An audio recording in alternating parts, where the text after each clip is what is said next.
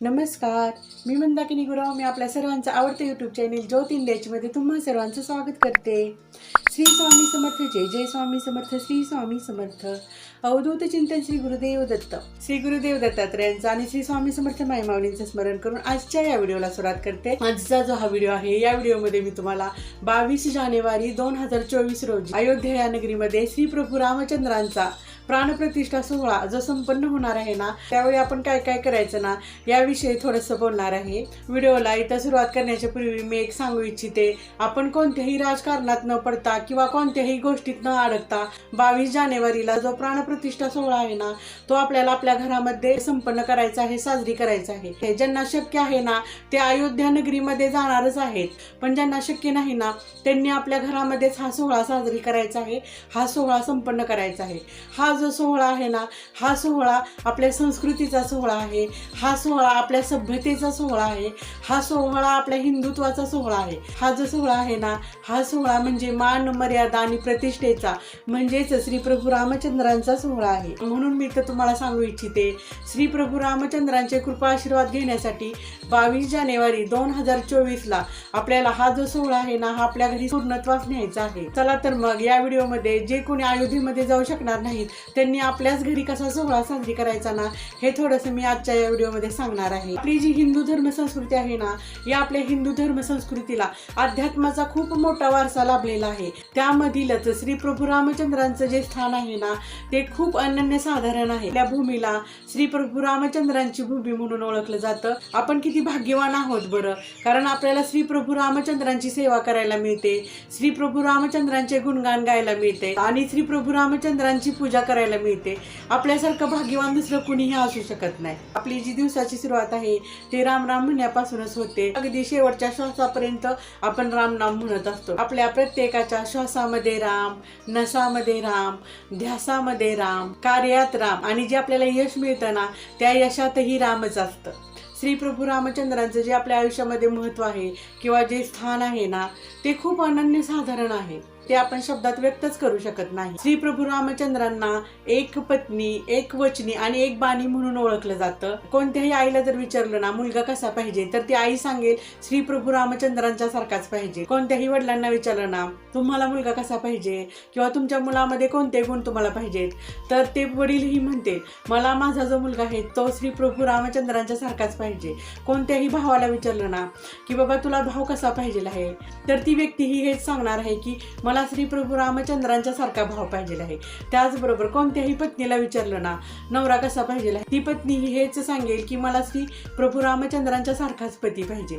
म्हणजे बघा, आपलं कोणतंही नातं असू द्या, त्या प्रत्येकाला आपल्या नात्यामध्ये श्री प्रभू रामचंद्रांनाच बघायचं असते. प्रत्येक जण आपल्या नात्यामध्ये श्री प्रभू रामचंद्रांनाच बघत असते. आता आपण घरामध्ये श्री प्रभू रामचंद्रांची पूजा कशी करायची हे मी तुम्हाला थोडंसं सांगते. सोमवार दिनांक 22 जानेवारी 2024 ला आपण काय करायचं आहे, आपण सकाळी लवकर उठायचं आहे. उठल्यानंतर जे आपलं अंगण आहे ना, ते अंगण स्वच्छ करायचं आहे. अंगणामध्ये आपल्याला वेगवेगळ्या रंगीबेरंगी रांगोळ्या काढायच्या आहेत. रांगोळ्या काढून झाल्यानंतर काय करायचं आहे, आपण आपल्या उंबरठ्याचं पूजन करायचं आहे. उंबरठ्याचं पूजन करून झाल्यानंतर आपल्याला छान अशी देवपूजा करायची आहे. देवाऱ्याच्या समोर आपण काय करायचं आहे, एक लाकडी पाट किंवा आपल्याला चौरंग घ्यायचा आहे. त्याच्यावर लाल, पिवळं किंवा केशरी छान असं कापड अंतरायचं आहे. ते कापड अंथरून आपल्याला काय करायचं आहे, एक वाटी भरून आपल्याला अक्षदा घ्यायच्या आहेत. त्या अक्षदाला थोडीशी हळद लावायची आहे. हळद लावल्यानंतर काय करायचं आहे, पाटाच्या उजव्या साईडला आपल्याला कलशाची स्थापना करायची आहे. त्याच्यातल्या थोड्याशा अक्षदा आपल्याला त्या कलशाच्या खाली ठेवायच्या आहेत. त्या कलशाची स्थापना करताना एक जो तांबडा तांब्या आहे ना, तो तांबडा तांब्या पाणी भरून घ्यायचा आहे. त्यामध्ये आपल्याला हळदी, कुंकू, अक्षदा, सुपारी, पैशाचं नाणं, मोती, पोवळा हे सगळं असं टाकायचं आहे. जसं आपण लक्ष्मीचं आवाहन करताना जसा कलश स्थापन करतो ना, तसं आपल्याला ह्या कलशाची स्थापना करायची आहे. ते झाल्यानंतर त्याच्यावर आंब्याची पानं ठेवायची आहेत. 7, 9, 11, 21 विषम संख्येमध्ये आपल्याला त्याच्यावर आंब्याची पानं ठेवायची आहेत. ती पानं ठेवून झाल्यानंतर आपल्याला एक त्याच्यावर नारळ ठेवायचा आहे आणि त्या नारळाला ही हळदी, कुंकू, अक्षता लावून त्या नारळाला हार घालायचा आहे. लक्ष्मीची जशी पूजा करतो ना, असं आपण त्या कलशाची पूजा करायची आहे. त्या कलशाच्याच पुढे आपल्याला एका सुपारीचंही पूजन करायचं आहे, गणपती बाप्पा म्हणून. ते करून झाल्यानंतर काय करायचं आहे, पाटावरतीच आपल्याला पाठीमागच्या साईडला काय करायचं आहे, थोडेसे तांदूळ ठेवायचे आहेत. ते तांदूळ ठेवून झाल्यानंतर काय करायचं आहे, त्या तांदळावरती आपल्याला श्री प्रभू रामचंद्रांचा फोटो ठेवायचा आहे. ज्या कोणत्या रूपात आपल्याकडे जो फोटो असेल ना तो ठेवायचा आहे. श्री प्रभू रामचंद्रांचा, सीता मातेचा असू द्या, हनुमानांचा असू द्या, जो काही आपल्या जवळ फोटो आहे किंवा जी काही आपल्या जवळ मूर्ती आहे ना ते तिथं आपल्याला ठेवायचे आहे. ते ठेवून झाल्यानंतर काय करायचं आहे, त्या फोटोला मूर्तीला हार घालायचा आहे. त्याच्याच पुढे काय करायचं आहे, आपण जे पिवळे तांदूळ करून घेतलेले ना त्या पिवळ्या तांदळांनी त्या फोटोच्याच पुढं आपल्याला जय श्रीराम असं लिहायचं आहे. ते लिहून झाल्यानंतर त्याच्याच पुढे आपल्याला श्रीरामांच्या 2 पादुकाही तिथं तांदळानेच काढायच्या आहेत. श्री प्रभू रामचंद्रांच्या पादुका काढून झाल्या ना त्या पादुकांच्या इकडं 2 तांदळाच्या रेषा ओढायच्या आणि इकडं 2 तांदळाच्या रेषा ओढायच्या. ते तसं काढून झाल्यानंतर काय करायचं आहे बरं, जी काही फळं आहेत ना ती फळं आपल्याला त्या पाटावरती एका साईडला ठेवायची आहेत. त्या दिवशी प्रत्येकानं आपण आपल्या घरामध्ये गोड नैवेद्य करायचा आहे, गोड प्रसाद करायचा आहे. जो काही बाबा आपल्याला शक्य असेल तो आपण करू शकतोय. तुम्ही लाडूचा करू शकताय, खिरीचा करू शकताय, गोड गरा किंवा शिरा करू शकताय. मी तर इथं तुम्हाला सांगू इच्छिते, ज्यांना शक्य आहे ना त्यांनी 22 जानेवारीला काय करायचं आहे, आपल्या घरामध्ये प्रत्येकानं ज्यांना शक्य आहे ना त्यांनी पुरणपोळीचा स्वयंपाक करायचा आहे. आणि तो जो नैवेद्य आहे ना तसा नैवेद्य आपण श्री प्रभू रामचंद्रांची ही जी पूजा मांडलेली आहे ना या पूजेला दाखवायचं आहे. ते तसं दाखवून झाल्यानंतर या दिवशी आपल्याला गायीसाठी पण एक नैवेद्य द्यायचा आहे. ज्यावेळी आपण हा असा गायीला नैवेद्य देतो ना त्यावेळी काय होत असते बरं, त्यावेळी आपण ज्या देवतेचं पूजन करतो ना त्या देवतेपर्यंत आपला हा नैवेद्य पोहोचत असतोय आणि त्यांचे कृपा आशीर्वाद, त्यांचे आशीर्वाद आपल्याला मिळत असतील.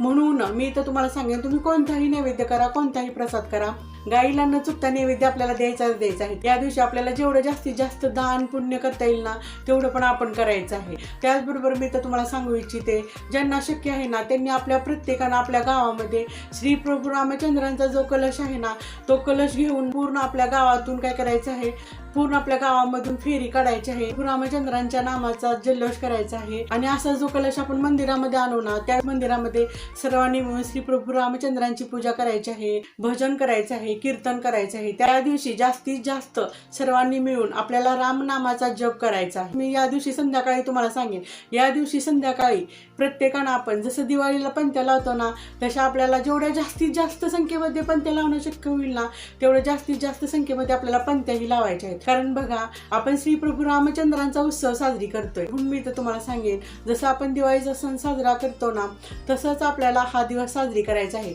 सर्वांनी आपल्याला जेवढ्या जास्तीत जास्त संख्येमध्ये पंत्या लावता येईल ना तेवढ्या पंत्या लावायच्या आहेत. देव्हाऱ्याच्या समोर आपल्याला पंत्या लावायच्या आहेत. त्याचबरोबर आपण जी पूजेची मांडणी केलेली आहे ना त्या पूजेच्या मांडणीच्या भोवती, पूजेच्या मांडणीच्या समोरही आपल्याला पंत्या लावायच्या आहेत. उंबरठ्यावर, अंगणामध्ये, तुळशीच्या भोवती, तुळशीमध्ये पंत्या लावायच्या आहेत.